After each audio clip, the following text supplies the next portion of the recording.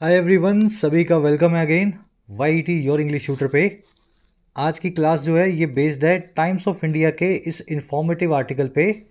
CAG Bharat का supreme audit institution क्यों कमज़ोर पड़ता जा रहा है और इसको फिर से एम्पावर करने की ज़रूरत है। इंफॉर्मेटिव आर्टिकल है। अपने क्विज से शुरू करेंगे। क्लास में जो भी आप सीखें इस क्विज पे आपको अप्लाई करना है। इसमें कॉम्प्रिहेंशन, वोकैब और ग्रामर तीनों एस्पेक्ट शामिल हैं। क्विज को क्लास के लास्ट में देखेंगे। अभी पूरा फोकस रखो चीज़ों को सीखने पे। आपका ऑब्जेक्टिव ये है कि सब कुछ सीख करके 12 में से 10, 11, 12 आपको मार्क्स मिले। चलिए शुरू करें क्लास को। आइए कुछ नया सीखते हैं।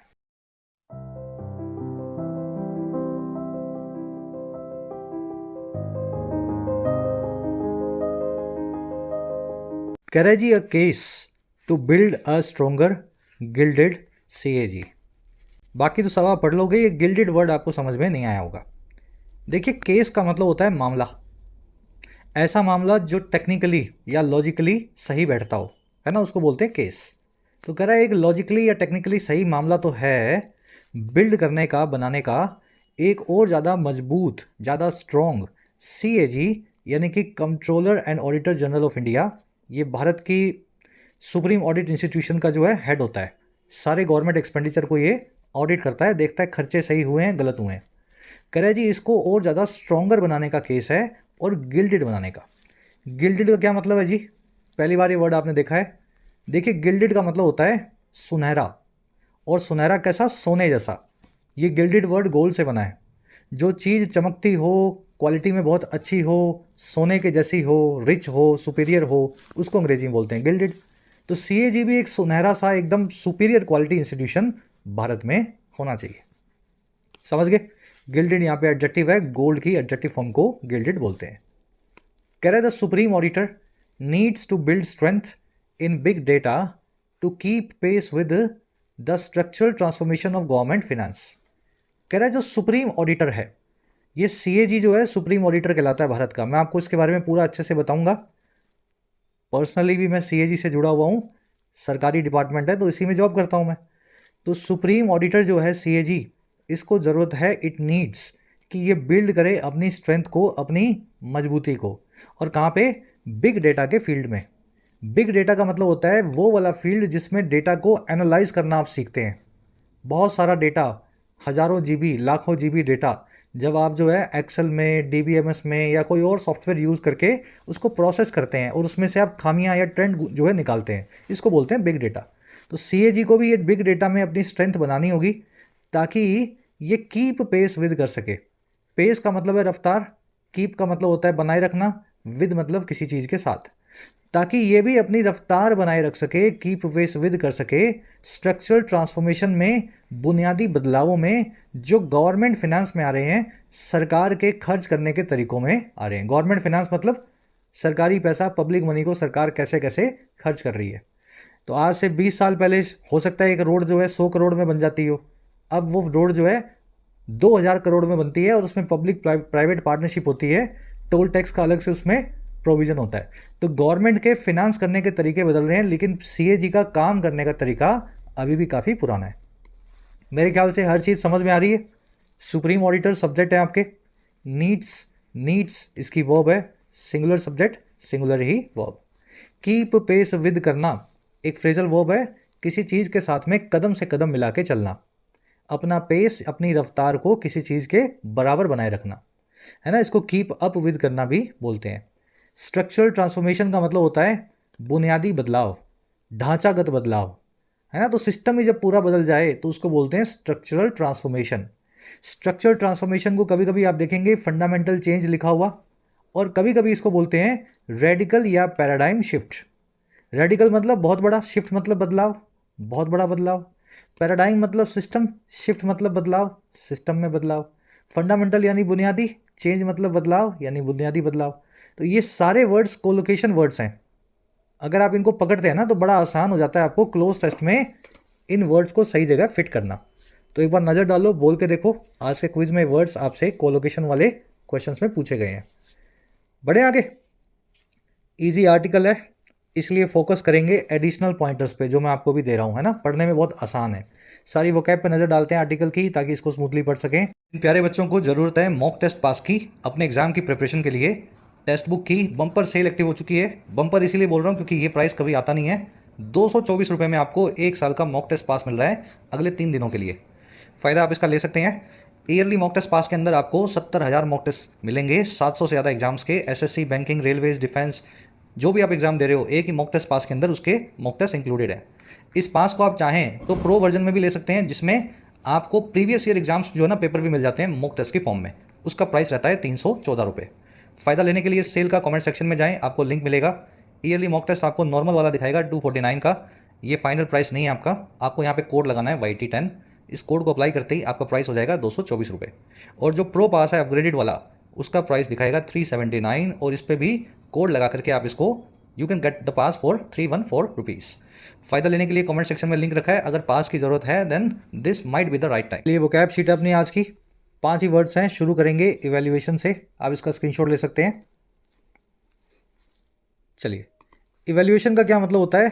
असेसमेंट या जायजा, किसी चीज़ का मूल्यांकन, है ना। उसकी वैल्यू आप निकाल रहे हैं, इसमें कितनी वर्थ है, कितनी वैल्यू है, कितना मूल्य है। Under the new arrangement a performance evaluation will be carried out for all government employees every year during the service. इस नई अरेंजमेंट के अंडर में, इस नई व्यवस्था के अंतर्गत एक परफॉर्मेंस इवैल्यूएशन किया जाएगा, कैरी आउट। एक परफॉर्मेंस को मूल्यांकन करने की कार्रवाई की जाएगी सभी गवर्नमेंट एम्प्लॉयज़ के लिए, और ये हर साल होगी उनकी सर्विस के दौरान। तो हर साल सरकारी होने भी वाला ऐसा, हर साल सरकारी कर्मचारियों की परफॉर्मेंस देखेंगे। अगर ठीक से काम नहीं करेंगे तो उनकी तनख्वाह कम की जाएगी, उनको नौकरी से निकाला जाएगा। सरकार इस चीज़ के बारे में बहुत गहराई से, गंभीरता से विचार कर रही है इसको लाने के लिए। इवैल्यूएशन को अप्रेजल भी बोलते हैं, मूल्यांकन को। आप ये वर्ड आर्टिकल में देखेंगे, वैल्यू से जोड़ के रखना, मूल्य से, तो याद रहेगा। अगला वर्ड है मेरिट। देखिए, मेरिट जो वर्ड है ना, इसके 2 फॉर्म्स हैं, नाउन भी और वर्ब भी। वर्ब फॉर्म में मेरिट का मतलब होता है किसी चीज़ की आपको रिक्वायरमेंट होना, और नाउन फॉर्म में मेरिट का मतलब होता है किसी चीज़ के अंदर की कीमत या उसके अंदर की गुण, अच्छाइयाँ या एडवांटेज। मैं आपको यूज़ करके दिखा देता हूँ। A healthy lifestyle has several merits. एक स्वास्थ्यवर्धक जो लाइफस्टाइल है, हेल्दी लाइफस्टाइल है, जिसमें समय पे उठना, खाना पीना, एक्सरसाइज, ये लाइफस्टाइल में कई मेरिट्स हैं, कई गुण हैं, कई वर्थ हैं या कई एडवांटेजेस हैं, है ना। तो नाउन फॉर्म है, मेरिट वर्ड को प्लूरल में यूज़ किया है एस लगा के। अब इसको वर्ब फॉर्म में करेंगे। The soldiers bravery merited a prize. इस बहादुर सोल्जर की जो ब्रेवरी थी, जो इसका बहादुरपना था या बहादुरी थी, वो रिक्वायर करती थी, मेरिट करती थी एक इनाम को, पुरस्कार को, रिवॉर्ड को। मेरिट यहाँ पे वर्ब है, वर्ब की सेकंड फॉर्म की तरह इसको इस्तेमाल किया गया है। तो इंग्लिश में बहुत सारे ऐसे वर्ड्स हैं जो नाउन और वर्ब फॉर्म में एक जैसे होते हैं। नाउन फॉर्म में एस ले लेंगे, प्लूरल बन जाएंगे। वर्ब फॉर्म में ईडी लग करके V1 V2 V3 चेंज कर लेंगे, है ना। ऑर्डर है, डिमांड है, रिक्वेस्ट है, अटैक है, वैसे ही मेरिट। चलिए, ये वर्ड आप आर्टिकल में देखेंगे, डिटेल में इसीलिए करवा रहा हूँ, दोनों फॉर्म्स को एक ही साथ दिमाग में बना के रखो। अगला वर्ड है इंटीग्रल। इंटीग्रल का मतलब जो चीज़ आपकी इंटीग्रिटी से जुड़ी हो, इनसेपरेबल पार्ट हो आपके अस्तित्व का, एग्जिस्टेंस का, आपके, है ना, ढांचे का। Risk is integral in stock markets. Risk या जोखिम जो है वो एक इनसेपरेबल पार्ट है स्टॉक मार्केट्स का।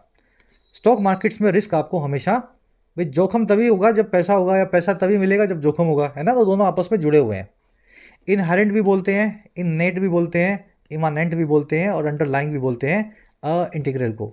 आज इसकी इनहेरेंट वर्ड, इनहेरेंट सिनोनिम जो है इस वर्ड को आप आर्टिकल में देखेंगे। जैसे कॉम्पिटिटिव एग्जाम्स की पढ़ाई में मेहनत इनहेरेंट होती है, तो hard work is inherent in the preparation of competitive exams, है ना। ऐसा नहीं है हार्डवर्क तो बाद में कर लूँगा, नौकरी करने जब लग जाएगी, पहले एग्जाम पास कर लेता हूँ। दोनों चीज़ें जुड़ी हुई हैं ना, ऐसे याद रखोगे तो वर्ड याद रहेगा। अगला वर्ड है स्क्यूड। देखिए, स्क्यूड हर वो चीज़ है जो स्क्यू करके बैठी है, और स्क्यू का मतलब होता है एक तरफ झुका हुआ होना। तराजू होता है ना, तराजू, बैलेंस जिसको बोलते हैं, है ना। ये तराजू है, जब ये बराबर है तो ये बैलेंस्ड है, जब ये डिसबैलेंस्ड है या अनबैलेंस्ड है, एक तरफ झुक चुका है, ऐसे हो गया है ना, तब आप समझ लो ये स्क्यूड है, ठीक है ना। इसको टिल्टेड या बायस्ड भी बोल सकते हैं। अगर आप दो दोस्तों की लड़ाई हुई है और एक दोस्त की तरफ जो है आप उसका साथ दे रहे हो, तो आप उसकी तरफ स्क्यूड हैं, बायस्ड हैं, उसकी तरफ झुके हुए हैं। ऐसे इस वर्ड को याद रखना। The media's coverage of the election has been skewed from the very beginning. Media की जो कवरेज है इलेक्शन को लेकर के वो स्क्यूड रही है, वो एक तरफ झुकी हुई रही है शुरू से ही, बिगिनिंग से। तो कई बार मीडिया वाले इस तरीके से कवरेज देते हैं इलेक्शन को, आपको देख के लगेगा कि मीडिया भी मिली हुई है किसी पार्टी के साथ। टिल्टेड बोलते हैं इसको।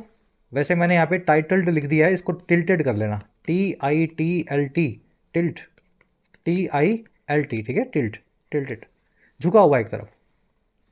लास्ट वर्ड है अपना एनविसेज। ये वर्ड बना है विजन से। विजन मतलब देखने की क्षमता, नज़र। एनविसेज करना यानी किसी चीज़ को विजुलाइज करना, दिमाग में देखना, पिक्चराइज करना। दिमाग में जब आप किसी चीज़ का आकार बनाते हो, रंग बनाते हो, किसी चीज़ को फॉर्म देते हो, साइज या शेप देते हो, आप उसको एनविसेज करते हो। जैसे मैं आपको बोलूँ बर्फ़ का गोला, तो अगर आप बर्फ़ का खाने का गोला सोचोगे तो खाने का गोला बन जाएगा दिमाग में, है ना। जो भी चीज़ आप उस चीज़ से कनेक्ट कर सको, विजुलाइज करना बोलते हैं इसको। It is difficult to envisage the consequences of another pandemic. बड़ा मुश्किल है सोचना, विजुलाइज करना, एनविसेज करना एक और पैंडमिक के कॉन्सिक्वेंसेज को, एक और महामारी के रिजल्ट्स को। एनविजन करना भी इसका सिनोनिम है। देखो उसमें एनविसेज में तो विजन वैसे आ रहा था और इसमें तो विजन लिखा ही हुआ है। एनविसेज और एनविजन दोनों एक ही वर्ड्स हैं। You will see the word envision in the article today. Imagine और रिज्यूम इनके कॉमन सिनोनिम्स हैं। तो वो गैप भी आज कुछ ज़्यादा खतरनाक आई नहीं। अब आ जाते हैं आर्टिकल पे। एक समरी आपको दे किस बारे में लिखा हुआ पता लगे। CAG का काम होता है सरकारी खर्चे को ऑडिट करना। मैं भी CAG में काम करता हूँ, SSC के थ्रू सिलेक्टेड हूँ आज से 10 साल 8 साल पहले। हमारा काम यही होता है कि हर सरकारी डिपार्टमेंट में जाएं, चाहे पुलिस स्टेशन हो, नगर पालिका हो, है ना, हॉस्पिटल्स हों, और वहाँ जा कर के ये चेक करें कि सरकार ने किस साल में कितना पैसा भेजा था और उस पैसे को कैसे इन लोगों ने खर्च किया। कहीं उस पैसे में हेर फेर तो नहीं है, कहीं उस पैसे को गलत तरीके से इस्तेमाल तो नहीं किया गया, 10 रुपये की चीज़ को 500 रुपये में तो नहीं खरीदा गया। ऑफकोर्स अगर CAG नहीं हो तो सरकारी डिपार्टमेंट्स पे लगाम लगाने वाला कोई भी नहीं होगा, है ना। आप डिपार्टमेंट के हेड हैं, पैसा आपके हाथ में है, जिस वाउचर पे साइन करना किया और खर्चे को बुक कर दिया। तो CAG एक कंट्रोल है, एक वॉच डॉग है सरकारी और पब्लिक मनी को नष्ट होने से बचाने का। लेकिन CAG में पिछले 5-6 सालों में देखा गया है कि बहुत थकावट आ गई है। CAG की एनुअल रिपोर्ट्स की संख्या कम होती जा रही है। CAG के द्वारा स्कैम्स को कम जो है सामने लाया जा रहा है। सरकार के जो मतलब प्रेसिडेंट के सामने CAG अपनी रिपोर्ट रखता है। तो अपनी रिपोर्ट्स की संख्या भी CAG ने कम कर दी है। अब ये क्यों कम की है, ये सब पॉलिटिकल डिबेट है, इस डिबेट में अपने नहीं घुसेंगे। हमारा आर्टिकल कह रहा है कि एक तो रिपोर्ट्स की संख्या को फिर से बढ़ाया जाए, नहीं तो CAG पे सवाल उठेंगे। दूसरा, CAG को टेक्नोलॉजी पे डिपेंड करना होगा ज़्यादा से ज़्यादा, ताकि आने वाले टाइम में कम से कम ऑडिट में फाइनेंशियल प्रॉपर्टी को इंश्योर किया जा सके, पैसे के दुरुपयोग को रोका जा सके। जब टेक्नोलॉजी आपके साथ में होती है ना, तो आपको फिजिकल मेहनत बहुत कम करनी होती है। आज के आर्टिकल की टोन है थोड़ी सी कंसर्न और वैसे है सजेस्ट कर रहा है CAG को आगे वो क्या कर सकता है। कंसर्न्ड टोन में ये बताएगा कि क्या गलत है और सजेस्टिंग टोन में क्या सही करना चाहिए। शुरू करें। बहुत ईजी आर्टिकल है, इंफॉर्मेटिव है। Dipping numbers of audit reports of GOI accounts revive the debate for a performance evaluation of the Controller and Auditor General of India और C&AG। कह रहा है जी डिप होते हुए नंबर। डिप का मतलब होता है गोता लगाना। गोता लगाते हुए नंबर कौन से होंगे? गिरते हुए नंबर होंगे, गिरते हुए आंकड़े होंगे। कह रहा है जो गिरते हुए आंकड़े हैं ऑडिट रिपोर्ट्स के, जो है GOI के अकाउंट्स की, GOI यानी government of India, central government के अकाउंट्स की। कह रहे हैं ये गिरते हुए नंबर जो है ना, ये रिवाइव कर रहे हैं, फिर से जिंदा कर रहे हैं, जान फूंक रहे हैं। और किस चीज़ में? देखो, रिवाइव करना, फिर से जिंदा करना, ये फिर से जान फूंक रहे हैं, रिवाइव कर रहे हैं एक डिबेट को, एक बहस को, जो है परफॉर्मेंस इवेल्युएशन की, CAG की परफॉर्मेंस के मूल्यांकन की। और ये परफॉर्मेंस होगी CAG की, यानी जो है controller and auditor general of India की। समझ गए? नंबर्स सब्जेक्ट है, डिपिंग नंबर्स मतलब गिरते हुए आंकड़े, वर्ब है इसकी रिवाइव करना, रिवाइटलाइज करना, रिससिटेट करना, किसी चीज़ को फिर से जिंदा करना। तो बहस फिर से जिंदा हो चुकी है कि क्यों पिछले 5-7 साल से CAG सरकार की अच्छे से ऑडिट नहीं कर रहा। ठीक है, चलो, अगर इस मामले पे आपको और अच्छे से पढ़ना हो तो आप थोड़ा सा गूगल करेंगे तो ये पॉलिटिकल डिबेट निकलेगी। ऑपोजिशन पार्टियों का ये कहना है कि CAG सरकार की कमियां नहीं निकालता, सरकार ये कहती है कि हमारे में कोई कमी है ही नहीं, तो CAG निकालेगा कहाँ से, है। तो डिबेट ये बार बार चलती है। इवेल्युएशन का मतलब होता है जी असेसमेंट, और इसमें कुछ देखने वाला है नहीं। कह रहा है जी CAG has over the years faced questions over accountability, technical expertise and resource allocation. कह रहा है CAG पे बहुत सारी कंट्रोवर्सीज रही हैं पिछले कई सालों के दौरान। CAG सामना कर चुका है, फेस कर चुका है क्वेश्चंस का, सवालों का, और किस चीज़ को लेकर के? 3 चीज़ों को लेकर के। पहली चीज़ है अकाउंटेबिलिटी यानी कि जिम्मेदारी, दूसरी है टेक्निकल एक्सपर्टीज यानी तकनीकी कुशलता, और तीसरी चीज़ है रिसोर्स एलोकेशन, अपने पैसे को, अपने रिसोर्स को कैसे आप एलोकेट करेंगे, कैसे उसको सही जगह पे सही वक्त पे लगाएंगे। तो इन तीनों सब चीज़ों पे CAG पे सवाल उठते हैं। कोई तो ये कहता है कि CAG अकाउंटेबल नहीं है, इसकी रिपोर्ट्स को बाद में कॉन्ट्राडिक्ट कर दिया जाता है फॉरेंसिक एक्सपर्ट्स के द्वारा। तो CAG रिपोर्ट बनाता है और बाद में वो रिपोर्ट में कुछ कमी भी आ जाती है ना। कोई ये कहता है कि CAG के पास टेक्निकल एक्सपर्टीज नहीं है डेटा को एनालाइज करने की ठीक से, और कोई ये कहता है कि CAG जहाँ पे अपना रिसोर्स, अपना स्टाफ ज़्यादा लगाना चाहिए वहाँ कम लगाता है, और जहाँ कम लगाना चाहिए वो ज़्यादा लगाता है, अपने मैन पावर को, रिसोर्स को सही से एलोकेट नहीं करता। तो ये तीनों सवाल CAG पे उठते हैं। CAG की वर्ब है has faced, over the years ये काम हुआ है, इसलिए परफेक्ट टेंस में इसको लगाया गया, सेंटेंस में परफेक्ट टेंस को इस्तेमाल हुआ है। कह रहा है these questions regain currency with the apparent statistical evidence of selection bias. कह रहा है ये सारे सवाल फिर से गेन करते हैं, रिगेन करते हैं करेंसी को, वैधता को। देखिए गेन करेंसी या गेन लेजिटिमेसी का मतलब होता है किसी चीज़ को वैधता मिलना, किसी चीज़ का सही या अप्रोप्रिएट हो जाना। ये सारे सवाल आज फिर से वैध हो गए हैं, सुसंगत हो गए हैं, कंपैटिबल हो गए हैं। और कैसे? उस जाहिर तौर पे दिखाई देने वाले अपरेंट स्टैटिस्टिकल एविडेंस के जरिए, आंकड़ों की सबूत के जरिए, जो है सिलेक्शन बायस का। सिलेक्शन बायस क्या होता है? CAG पहले से ही सिलेक्ट करेगा कि मुझे इस डिपार्टमेंट की इस साल ऑडिट करनी है और इसकी नहीं करनी। तो आपने अपनी सिलेक्शन में बायस दिखा दिया है ना। जिस डिपार्टमेंट में हमें डर था करप्शन का, हो सकता है उस डिपार्टमेंट की इस साल ऑडिट का नंबर ही ना हो, तो आपके सिलेक्शन में एक स्क्यूडनेस है, एक, समझ गए ना, एक आप अलग से थोड़ा सा एक तरफ झुकाव दिखा रहे हो। तो ये सारे सवाल फिर खड़े हो गए हैं जब आंकड़ों से ये पता लगता है कि CAG सिलेक्शन के अंदर थोड़ा बायस रखता है। अब वो कौन से आंकड़े इस आर्टिकल में नहीं बताया गया। क्वेश्चंस की वर्ब है रिगेन। एविडेंस का मतलब होता है सबूत। एविडेंस एक ऐसा नाउन अंग्रेजी में जिसको देखते ही पढ़ने वाले बच्चे के कान खड़े हो जाने चाहिए। क्यों भाई? एविडेंस ऐसा नाउन है जिसका प्लूरल नहीं बनाया जा सकता। इस नाउन के आगे कभी भी एस नहीं लगेगा।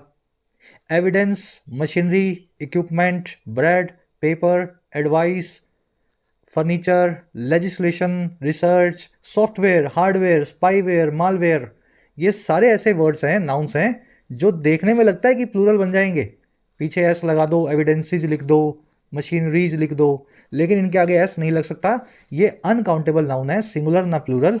और अगर इनको आपको काउंट करना हो प्लूरल बना करके, आपके पास 4 एविडेंस हो, 4 सबूत हो, तो आप क्या करेंगे? आगे तो एस नहीं लगाएंगे, बल्कि इसके आगे लिख देंगे फॉर पीसीज ऑफ एविडेंस। समझ गए? 3 PCs of machinery, 2 PCs of equipment, 5 PCs of research, 10 PCs of paper. तो पीछे एस नहीं लगेगा, लेकिन अगर प्लूरल बनाना हो तो ये जुगाड़ इंग्लिश में करते हैं, पीसीज ऑफ वर्ड इनके आगे ऐड करके इनका प्लूरल बनाया जाता है। कॉन्सेप्ट सभी को अच्छे से आता है, इसलिए थोड़ा सा ब्रीफ में मैंने आपको बता दिया है ना। कह the scope of CAG's oversight however is bound to change according to the nature of public spending where states are now ahead of the centre. कह रहा है जो स्कोप है, जो दायरा है CAG की ओवरसाइट का, CAG की मॉनिटरिंग का, निगरानी का, सुपरविजन का। ओवरसाइट क्या होती है? आपका सुपरविजन। कह रहा है हालांकि वो बाउंड है, वो इस चीज़ के लिए बंधा हुआ है, फिक्स्ड है। और किस चीज़ के लिए? कि वो बदलेगा ही बदलेगा, चेंज होगा ही होगा। और किसके हिसाब से? हिसाब से या अकॉर्डिंग टू उस नेचर के, उस प्रकृति के, जो है पब्लिक स्पेंडिंग का, यानी कि सरकार के खर्चा करने के तरीके का। पब्लिक स्पेंडिंग कुछ और नहीं है, सरकारी पैसे का खर्चा। भाई सरकारी पैसा पब्लिक का ही पैसा है ना, आपने और मैंने तो टैक्स दिया था। तो पब्लिक स्पेंडिंग का जो तरीका है उसके बदलने के साथ साथ CAG को उस स्पेंडिंग को खर्च करने के तरीकों को भी, ऑडिट करने के तरीकों को भी बदलना पड़ेगा। और कह रहा है क्या हो रहा है इसमें, चेंज आ रहा है, क्या क्या किस तरह का चेंज आ रहा है? जहाँ पे वेयर स्टेट्स जो हैं, राज्य जो हैं, अब सेंटर से आगे हैं, सेंटर से ज़्यादा खर्चा करते हैं। And the gap will only open up with progressive devolution.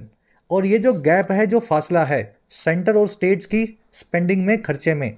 ये ओपन अप ही होगा, ये फासला बढ़ता ही जाएगा, खाई बड़ी ही होती जाएगी जैसे जैसे प्रोग्रेसिव डिवोल्यूशन होगा। डिवोल्यूशन का मतलब होता है डिसेंट्रलाइजेशन।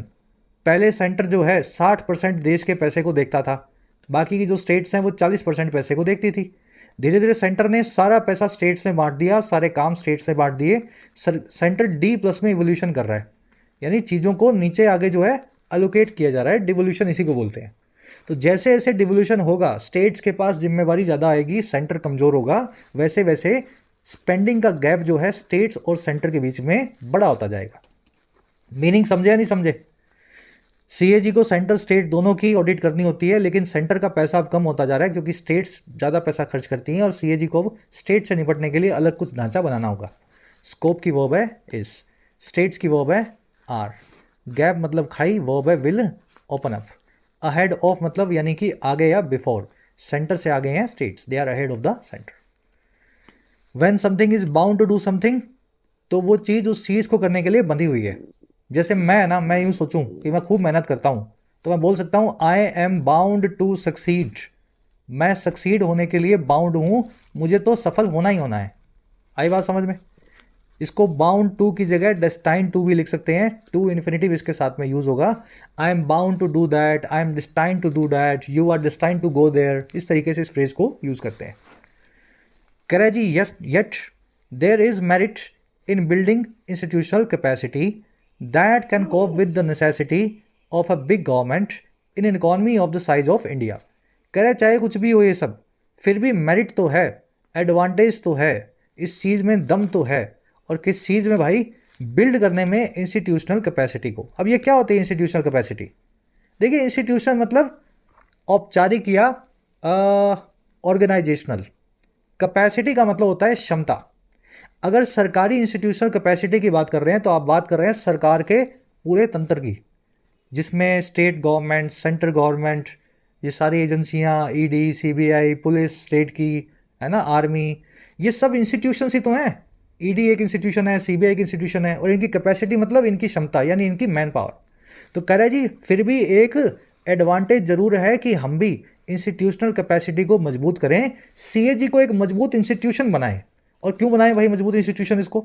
जो कि कोप विद कर सके, सामना कर सके, निपट सके इस नेसेसिटी से, इस ज़रूरत से, जो है एक बहुत ही बड़ी सरकार की, जो होती है एक इकॉनमी में भारत जैसे साइज़ की। तो बड़े साइज़ की इकॉनमी है, सरकार बड़ी होगी, और जितनी बड़ी मोटी सरकार उतना बड़ा मोटा सीएजी भी होना चाहिए, ताकि सरकार के ऊपर लगाम लगा कर रख सके, सरकारी पैसे पे लगाम लगा के रख सके, है ना, खर्चा होने के तरीकों को समझ सके। समझ में आया ना अच्छे से सेंटेंस?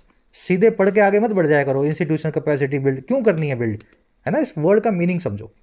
मेरिट आपने देख लिया, मेरिट एक नाउन है, एक वर्ब भी होती है, लेकिन इस केस में नाउन है। मेरिट का मतलब होता है वर्दीनेस या किसी चीज़ के अंदर की अच्छाई।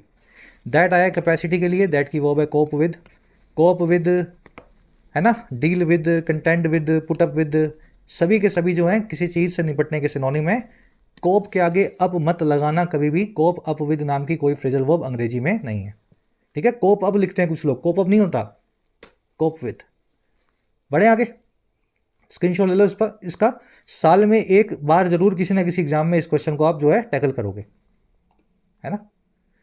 अब आ जाओ, छोटा सा आर्टिकल है नेक्स्ट पैराग्राफ पे। कह रहा है the principal area of reform would be auditing digital expenditure. कह रहा है अगर इंस्टीट्यूशनल कैपेसिटी बनानी है, सीएजी में सुधार लाने हैं, इसको मजबूत बनाना है, तो जो प्रिंसिपल एरिया होगा, जो मुख्य डोमेन होगा रिफॉर्म का या सुधारों का, वो वुड बी, वो होगा ऑडिट करना डिजिटल एक्सपेंडिचर को, डिजिटल तरीके से होने वाले सरकारी खर्चे को। और कैसे? कह रहा है GOI is pushing digital transactions that are inherently more traceable than physical ones. Government of India या सेंट्रल गवर्नमेंट जो है पुश कर रही है, दबाव डाल रही है डिजिटल ट्रांजेक्शंस पे, ऑनलाइन ट्रांजेक्शंस पे, जो कि अपने नेचर के हिसाब से इनहेरेंटली या नेचुरली बहुत ज़्यादा ट्रेसेबल हैं, जिनको ट्रेस किया जा सकता है, पैसा कहाँ से आया, कहाँ गया, क्यों आया और कैसे गया। तो कह रहा है किसके मुकाबले? बजाय फिजिकल ट्रांजेक्शन्स के मुकाबले ऐसी ट्रांजेक्शन्स जो कि कैश में होती हैं। तो सरकार सारा जोर डाल रही है डिजिटल ट्रांजेक्शन्स पे। और कह रहा है और ये ट्रांजेक्शन्स क्या करती हैं भाई? कह रहा है and offer clear policy solutions through data analytics. कह रहा है ये डिजिटल ट्रांजेक्शन जो हैं ये ऑफर भी करती हैं साफ साफ पॉलिसी सॉल्यूशंस को डेटा एनालिटिक्स के थ्रू। डेटा एनालिटिक्स मैंने आपको बताया था, बिग डेटा, बड़े स्केल पे हजारों जीबी लाखों जीबी डेटा को एनालाइज करके ढूंढना, ट्रेंड को ढूंढना कि कौन आदमी बड़े स्केल पे क्या कर रहा है। और पॉलिसी सोल्यूशन का मतलब होता है ऐसी पॉलिसी, ऐसी नीतियां जिससे किसी समस्या का सोल्यूशन निकले। तो कह रहे जी डिजिटल ट्रांजेक्शन जो है हजारों जीबी का जब डेटा इनका इकट्ठा हो जाता है तो ये साफ साफ हमें पॉलिसी सोल्यूशन भी देती हैं अगर डेटा को एनालाइज किया जा सके बिग डेटा की टेक्निक्स के थ्रू। जीओआई की वर्ब है इज पुशिंग, दैट आया ट्रांजेक्शंस के लिए, दैट यानी कि वो transactions that are more traceable and that offer clear policy solutions. देख रहे हो ट्रांजेक्शंस प्लूरल है इसलिए दैट की दोनों वर्ब्स भी प्लूरल हैं, इसके पीछे एस नहीं लगा हुआ, ये आर लिखी हुई है। तो हमेशा रिलेटिव प्रोनाउन को एंटीसीडेंट से कनेक्ट करके चलो। इनहेरेंटली, इननेटली, इंटीग्रली, नेचुरली, है ना, जो इनसेपरेबल हो, जो नेचर का पार्ट हो। ट्रेसेबल मतलब जिसको ट्रेस करना बड़ा आसान हो, कहाँ से आया कहाँ पे गया। एक ग्रामर कॉन्सेप्ट है यहाँ पे बहुत अच्छा। एक्चुअली क्या 4 कॉन्सेप्ट है कंपैरेटिव डिग्री के, चारों को मैंने मिक्स किया आज एक साथ एक ही स्लाइड में देखोगे। तो अपने पहले पैराग्राफ पूरा करते हैं फिर इस कॉन्सेप्ट पे आएंगे। कह रहा है जी GOI is itself processing much more data now which makes oversight easier. कह रहा है जी जीओआई जो है वो खुद ही प्रोसेस कर रही है बहुत सारा डेटा आजकल, खुद के पास भी जीओआई के पास खूब डेटा है जो कि ओवरसाइट को ईजी बनाता है, निगरानी रखने के काम को और आसान बनाता है। But its auditor needs to build strength in big data to keep pace with the structural transformation of government finance. लेकिन वही सीएजी को भी ज़रूरत है, सुप्रीम ऑडिट इंस्टीट्यूशन को भी ज़रूरत है कि वो भी अपनी स्ट्रेंथ को बिल्ड करे डेटा के फील्ड में, ताकि वो रफ्तार के साथ कदम से कदम मिला के चले उन स्ट्रक्चरल ट्रांसफॉर्मेशन की बुनियादी बदलावों की जो आ रही हैं गवर्नमेंट फाइनेंस में सरकार के पैसा खर्च करने के तरीकों में। तो जीओआई आगे है बल्कि इसका ऑडिटर पीछे है। ऑडिटर को अभी तक डिजिटल ट्रांजेक्शन्स को बहुत अच्छे से ऑडिट करना नहीं आया है ना। ऑडिटर की वर्ब है नीड्स, कीप पेस विद करना, किसी चीज़ के साथ कदम से कदम मिला के चलना। कह रहा है case in point would be cash transfers to beneficiary accounts. कह रहा है अगर केस इन पॉइंट देखें, इसी पॉइंट पे एक एग्जांपल देखें, केस इन पॉइंट मतलब एग्जांपल, उदाहरण। कह रहा है कि एग्जांपल अगर देखें तो वो होगा कैश ट्रांसफर जो दिया जा रहा है, सब्सिडी जो दी जा रही है बेनिफिशियरी अकाउंट्स में, लाभार्थियों के बैंक अकाउंट में।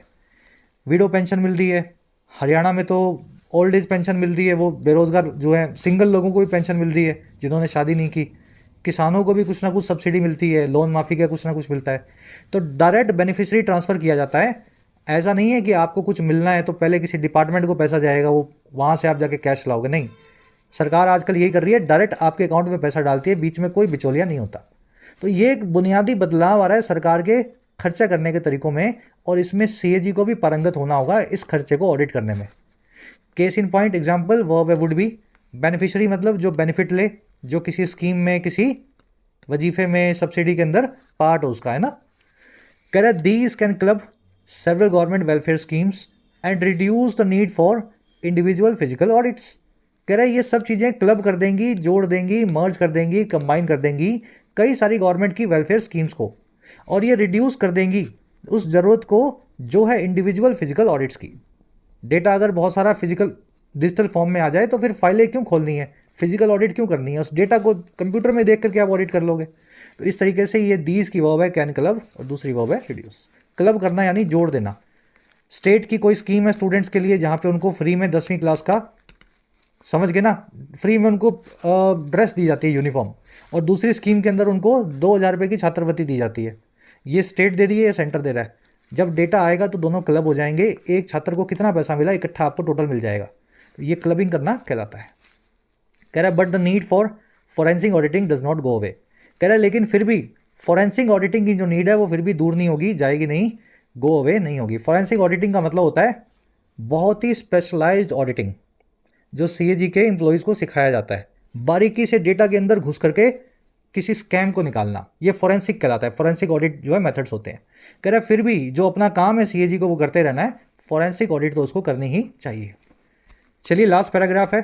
अब ऊपर जो ग्रामर कॉन्सेप्ट था उसको देखते हैं, बड़ा ही प्यारा कॉन्सेप्ट है। एडजेक्टिव की कंपैरेटिव डिग्री पे 4 कॉन्सेप्ट है, मैंने चारों को एक साथ आपके आगे सामने लिख दिया है। कंपैरेटिव डिग्री आप समझते हैं, गुड जो है पॉजिटिव डिग्री है, बेटर जो है कंपैरेटिव डिग्री है, और द बेस्ट जो है सुपरलेटिव डिग्री है। हम कंपैरेटिव वाली यानी सेकंड डिग्री की बात कर रहे हैं। पहला कॉन्सेप्ट ये है कि जब भी कंपैरेटिव डिग्री देन का इस्तेमाल हो तो कंपैरेटिव डिग्री उसके आगे हमेशा लगे। देन का इस्तेमाल THAN, ठीक है, इसका इस्तेमाल किया जाता है दो चीज़ों में कंपैरिजन के लिए, और इसके साथ में कंपैरेटिव डिग्री को लगाना जरूरी है। अगर नहीं लगा रहे हो तो सेंटेंस में एरर कर डालोगे। दूसरा, कंपैरेटिव डिग्री के आगे कभी कोई एडवर्ब लगानी हो तो मच और फार, इन दोनों में से एक एडवर्ब को यूज़ करना है। वेरी नहीं लगाना, अलॉट नहीं लगाना, मोर नहीं लगाना। समझ पाए? दो ही एडवर्ब्स आएंगी। अगर कंपैरेटिव डिग्री पे जोर देना है तो मच और फार के अलावा तीसरी कोई एडवर्ब का इस्तेमाल ना हो। तीसरा कॉन्सेप्ट ये, कंपैरेटिव डिग्री में जब भी आप जिस चीज़ का कंपैरिजन कर रहे हैं, कंपैरिजन अगर इस तरीके से हो रहा है कि उस चीज़ का खुद से भी कंपैरिजन हो रहा है, सेल्फ कंपैरिजन हो रहा है, तो आप ऑल या एनी के बाद में अदर लगाएं, एनीवन के बाद में एल्स लगाएं। 2-3 दिन पहले कॉन्सेप्ट आपको करवाया था अच्छे से, आज फिर करवा दूंगा, लेकिन एक बार रिवाइज करवा रहा हूँ आपको, है ना। अभी करवा के दिखाऊंगा आपको, नीचे क्वेश्चंस हैं। और चौथा ये है, जब भी ऐसी स्ट्रक्चर अंग्रेजी में मिले द प्लस में कंपैरेटिव डिग्री, और फिर उसमें आगे जाकर के उसी सेंटेंस में फिर से कंपैरेटिव डिग्री मिल जाए, तो दोनों जगह द लगेगा कंपैरेटिव डिग्री से पहले। और ये स्ट्रक्चर कुछ ऐसी होती है, जितना ज़्यादा पढ़ोगे उतनी ज़्यादा कामयाबी मिलेगी। समझ पाए? जितना तेज़ भागोगे उतना तेज़ डेस्टिनेशन पे, उतना जल्दी अपनी मंजिल पे पहुंचोगे। जितना ऐसे उतना ऐसे, जितना ऐसे उतना ऐसे, ये वही स्ट्रक्चर होती है, जितना उतना। तो जितना उतना की जो स्ट्रक्चर है, इनमें कंपैरेटिव डिग्री से पहले आपको द का इस्तेमाल दोनों जगह करना है। अब देखो क्वेश्चंस कैसे मिलेंगे। ये बहुत प्यारे कॉन्सेप्ट हैं। चारों कॉन्सेप्ट सीखने में 1-1.5 घंटा सवा लग जाता है। किताब से सीखोगे 5 मिनट में सीख सकते हो। Mount Everest is high than K2। Mount Everest ऊंचा है K2 नाम की इस जो है पर्वत चोटी से। K2 जो है मेरे ख्याल सेकंड है ना, कंचनजंगा थर्ड होगी, ये सेकंड होगी, माउंट एवरेस्ट फर्स्ट होगा। तो अगर आप कंपेयर कर रहे हो माउंट एवरेस्ट को K2 से, और देन का इस्तेमाल भी कर रहे हो, ध्यान देना देन का इस्तेमाल जरूरी है। अगर देन का इस्तेमाल हो रहा है और कंपेयर किया जा रहा है तो आप यहाँ पे हायर लिखें, कंपैरेटिव डिग्री लगाएं। हाई लिखने से सेंटेंस गलत हो जाएगा, हायर लिखोगे तभी सही बैठेगा। चलो, ये हो गया पहला वाला रूल, है ना, देन के साथ में कंपैरेटिव डिग्री का इस्तेमाल हो अगर कंपैरिजन हो रहा है तो। माउंट एवरेस्ट इज वेरी या मोर हायर देन K2। देखो K2 से ऊंचा तो है माउंट एवरेस्ट, मान लीजिए ये है एवरेस्ट और ये है K2। आप बोल रहे हो K2 से ऊंचा है, लेकिन ऊंचा तो मान लो काफी ज्यादा है। आप कह रहे हो जी बहुत ज्यादा ऊंचा है, ऊंचा नहीं है, बहुत ज्यादा ऊंचा है। तो बहुत ज्यादा के लिए आपने वेरी या मोर जो है, इन दोनों एडवर्ब्स को यूज किया कंपैरेटिव डिग्री से पहले। याद रखें, कंपैरेटिव डिग्री से पहले अगर एडवर्ब लगेगी तो लगेगी मच या फार। तो वेरी मोर को गलत मानेंगे, अपने लिखेंगे मच, मच हायर या फार हायर देन K2। तो ये था रूल नंबर 2, है ना, कॉन्सेप्ट नंबर 2। तीसरा देखो, Mount Everest is higher than any mountain peak. Mount Everest ऊंचा है किसी भी पहाड़ की चोटी से। थर्ड वाले केस में आप क्या कर रहे हो, सेल्फ कंपैरिजन करवा रहे हो। भाई माउंट एवरेस्ट जो है खुद भी पहाड़ की चोटी है, और माउंटेन पीक है, इसमें माउंट एवरेस्ट भी आ गया। जब एनी माउंटेन पीक लिख दिया तो किसी की भी बात हो रही है ना। तो अगर दोनों को आपने कंपेयर कर दिया तो इसका मतलब ये हुआ आप माउंट एवरेस्ट को माउंट एवरेस्ट से कंपेयर कर रहे हो, और ये बड़ी अजीब सी बात है, अपने आप से ऊंचा हो नहीं सकता। तो क्या करेंगे, सेल्फ कंपैरिजन जब भी होता है कंपैरेटिव डिग्री में तो एनी के बाद में आप इस्तेमाल करते हैं अदर का। ठीक है, तो यहाँ पे लिखें एनी अदर माउंटेन पीक, और एनी वन के बाद में इस्तेमाल होता है एल्स का, ऑल के बाद में भी इस्तेमाल होता है ऑल अदर का।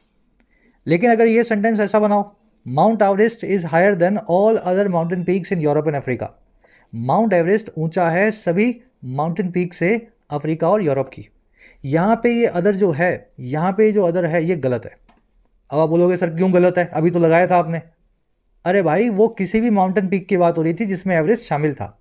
यहाँ पे यूरोप अफ्रीका में जो माउंटेन पीक्स है उनकी बात हो रही है। एवरेस्ट तो एशिया में है ना, यूरोप में तो नहीं आता, देख लेना। तो यूरोप अफ्रीका में जब एवरेस्ट आता ही नहीं है, वहाँ की माउंटेन पीक्स का ये पार्ट ही नहीं है, तो फिर अदर क्यों लगाते हो। Is higher than all mountain peaks in Europe and Africa. जिससे कंपैरिजन हो रहा है उसके अंदर फर्स्ट वाली चीज शामिल नहीं होनी चाहिए। शामिल नहीं है तो बिंदास कंपैरिजन कर दो, शामिल है तो अदर लगा दो, ताकि इसको आप इससे बाहर निकाल सको अदर के थ्रू। चलिए, the higher you go thinner the air becomes. जितना ऊंचा आप जाते हो उतनी हवा पतली हो जाती है, थिनर हो जाती है। देखो द प्लस में हायर कंपैरेटिव डिग्री, जितना उतना वाला मीनिंग भी आ रहा है। तो यहाँ पे थिनर गलत होगा, यहाँ लिखेंगे the thinner the air becomes. The plus में कंपैरेटिव, द प्लस में कंपैरेटिव, यही स्ट्रक्चर है, इसी स्ट्रक्चर को फॉलो करना है। The higher you go the cool the temperature gets, ठीक है, जितना ऊंचा जाओगे उतना टेम्परेचर कम हो जाएगा, ठंडा हो जाएगा, है ना। यहाँ लो भी लिख सकते हो, the low the temperature gets. देखो द लो गलत है, द प्लस में हायर यानी कंपैरेटिव डिग्री, तो यहाँ भी द तो लगा दिया, लेकिन कंपैरेटिव डिग्री का इस्तेमाल करो, the lower the temperature gets. चारों रूल मेरे ख्याल से समझ में आ गए और मज़ा आया होगा पढ़ करके। कमेंट्स में बताना समझ गए हैं सर, फिर से गलती नहीं होगी, ठीक है। और नहीं समझ आया हो तो फिर भी बताना, किसी और तरीके से किसी और क्लास में किसी और दिन समझाएंगे। स्क्रीनशॉट ले सकते हो इसका, आज के क्विज में इन कॉन्सेप्ट्स को पूछा गया है। बढ़िया, आगे कमेंट से बताया करो, फीडबैक दिया करो, सर ये वाला कॉन्सेप्ट आज समझ में आ गया है।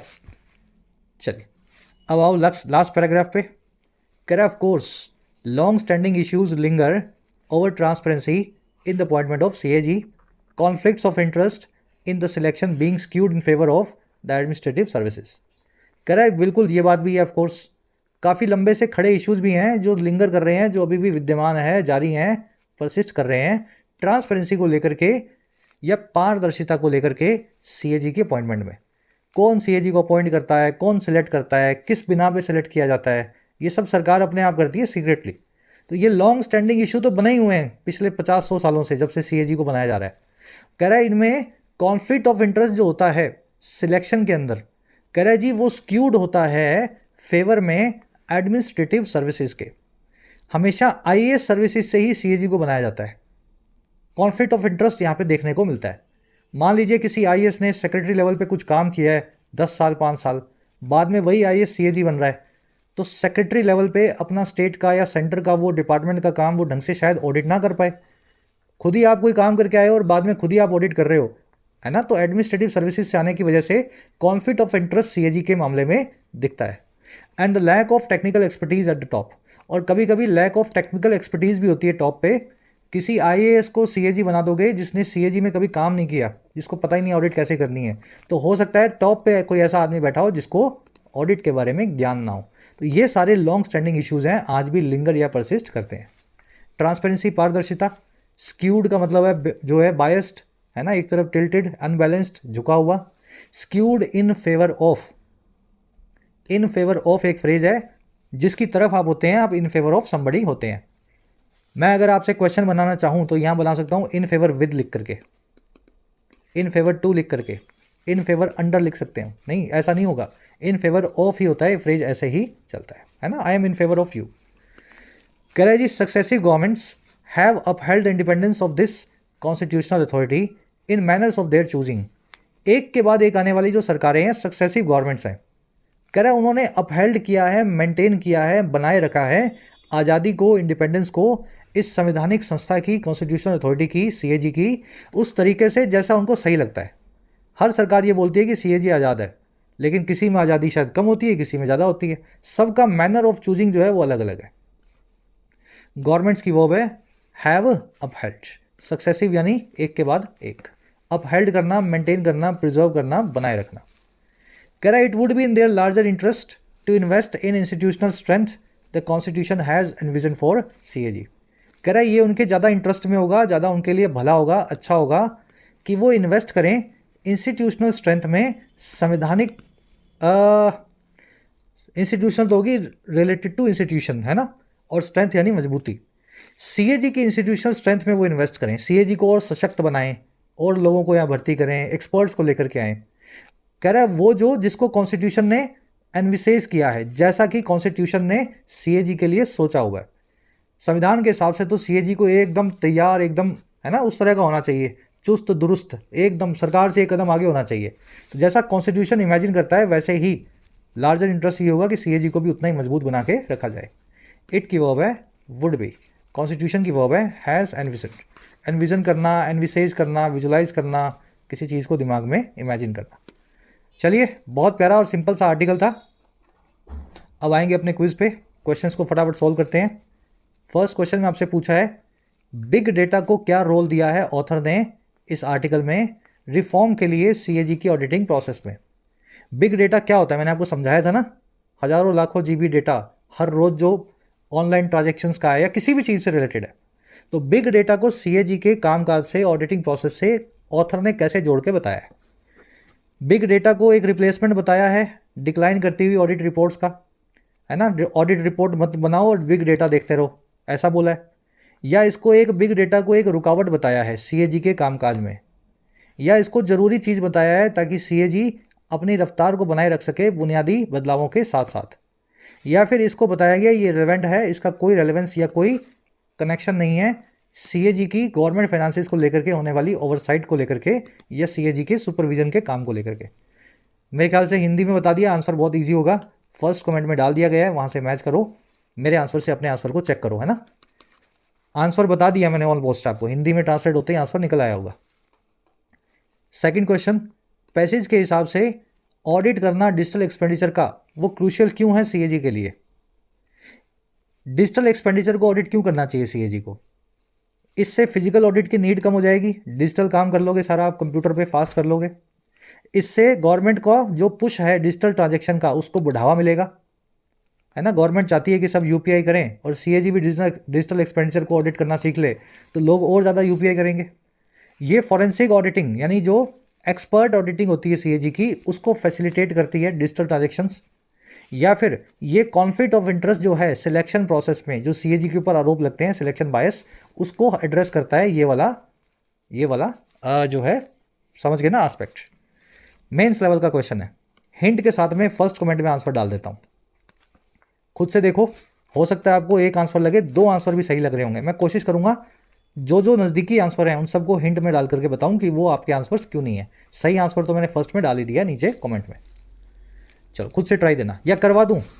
देखो जी, इसका आंसर है डिजिटल ट्रांजैक्शन फिजिकल ऑडिट की नीड को कम कर देती है। बस इसीलिए सीएजी को कहा जा रहा है। ऐसा नहीं किया जा रहा है कि सीएजी डिजिटल ट्रांजैक्शन को करेगी तो उससे सरकार के यूपीआई पुश को बढ़ावा मिलेगा, उससे क्या मतलब है सीएजी को, सरकार की क्या पॉलिसी है। फॉरेंसिक ऑडिटिंग जो है आसान हो जाएगी, नहीं, फॉरेंसिक ऑडिटिंग अलग होती है, उसका इससे कोई कनेक्शन नहीं है। चाहे कंप्यूटर पे डेटा हो चाहे फाइल में डेटा हो, फॉरेंसिक ऑडिटिंग का काम बिल्कुल डिफरेंट है। ये कॉन्फ्लिक्ट ऑफ इंटरेस्ट जो है सिलेक्शन प्रोसेस में, सिलेक्शन प्रोसेस का इससे कोई कनेक्शन नहीं है। सिलेक्शन प्रोसेस का तो ये है कि इस साल हम किस डिपार्टमेंट को ऑडिट करेंगे, तो आप चाहे डिजिटल करो चाहे फिजिकल करो, सिलेक्शन प्रोसेस तो डिफरेंट हो गई ना। तो इन तीनों का कोई कनेक्शन नहीं है, ये आपका आंसर बनेगा। थोड़ा मुश्किल था ना, मेंस लेवल का था ये। कॉलम्स मैच करने हैं, ये तो कर ही लोगे आप, वो गैप के क्वेश्चंस हैं। कॉप विद का मीनिंग पूछा है, इमिनेंट, एनविसेज और अप्रेजल का। यहाँ पे आपको कोलोकेशन फ्रेजेस बताने हैं।